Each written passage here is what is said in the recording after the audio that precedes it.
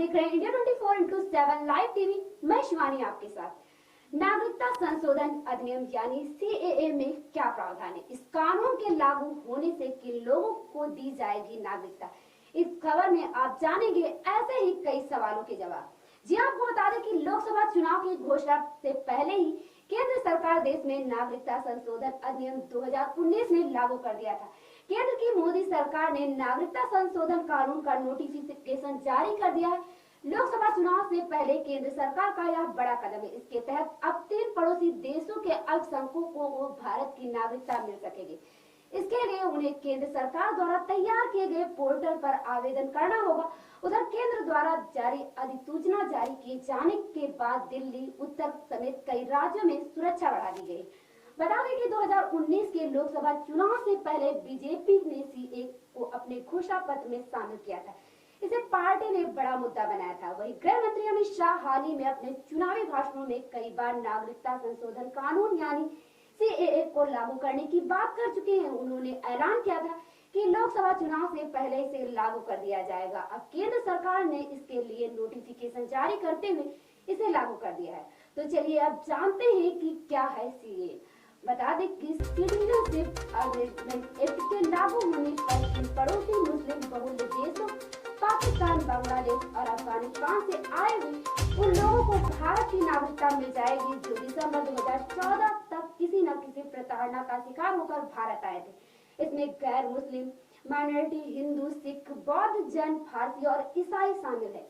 नागरिकता संशोधन बिल पहली बार 2016 में लोकसभा में पेश किया गया था।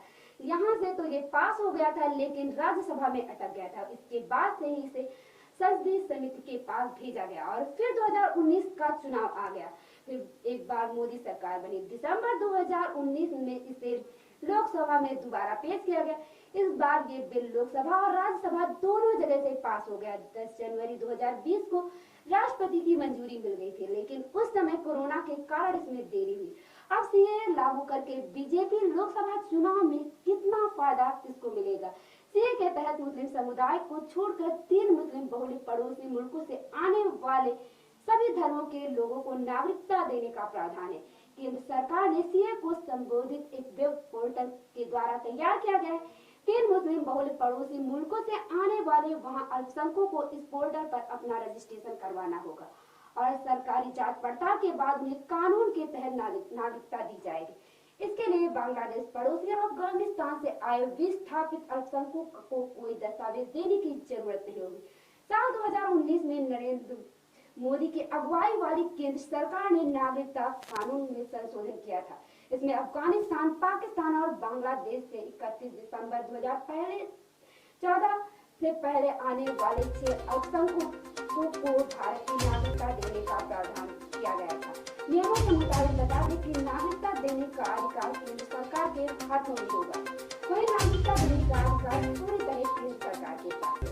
पड़ोसी देश अफगानिस्तान, बांग्लादेश और पाकिस्तान के हिंदू, सिख, जैन, पारसी, बौद्ध और ईसाई समुदायों से आने वाले प्रवासियों को भारतीय नागरिकता देने के लिए 1955 के नागरिकता अधिनियम में संशोधन किया गया था।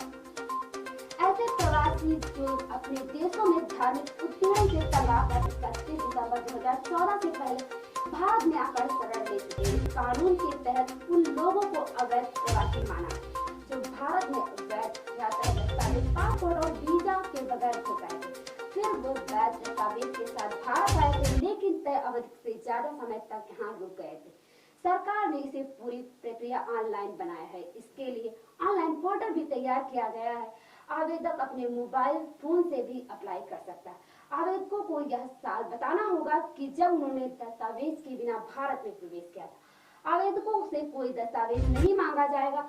वह नागरिकता से जुड़े जितने भी ऐसे पेंडिंग हैं वो सब ऑनलाइन कन्वेंट किए जाएंगे। पात्र विस्थापितों को सिर्फ पोर्टल पर ऑनलाइन आवेदन करना होगा। उसके बाद गृह मंत्रालय जांच करेगा और नागरिकता जारी करेगा। बता दें कि सीएए कानून लागू होने पर पश्चिम बंगाल की मुख्यमंत्री ममता बनर्जी का बड़ा बयान सामने आया। उन्होंने पश्चिम बंगाल में सीएए लागू नहीं होने देगी और सीएम की सत्ता विरोध की।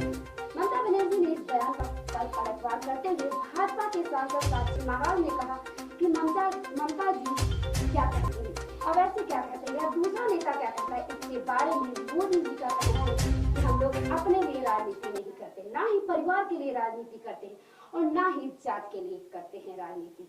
राष्ट्र के लिए राजनीति करते हैं, राष्ट्र की जनता के लिए राजनीति करते हैं। साक्षी महाराज ने कहा कि ये जो सीए लागू होगा अखंड राष्ट्र के लिए, अखंड भारत के लिए एक अद्भुत प्रयास केंद्र सरकार ने किया है। वही भाजपा सांसद साक्षी महाराज ने दिल्ली के सीएम केजरीवाल द्वारा सीए का विरोध करने पर केजरीवाल के बयानों से गिरगिट भी शर्मा जाएगा। ऐसे केजरीवाल के लिए कुछ कहना उचित नहीं है।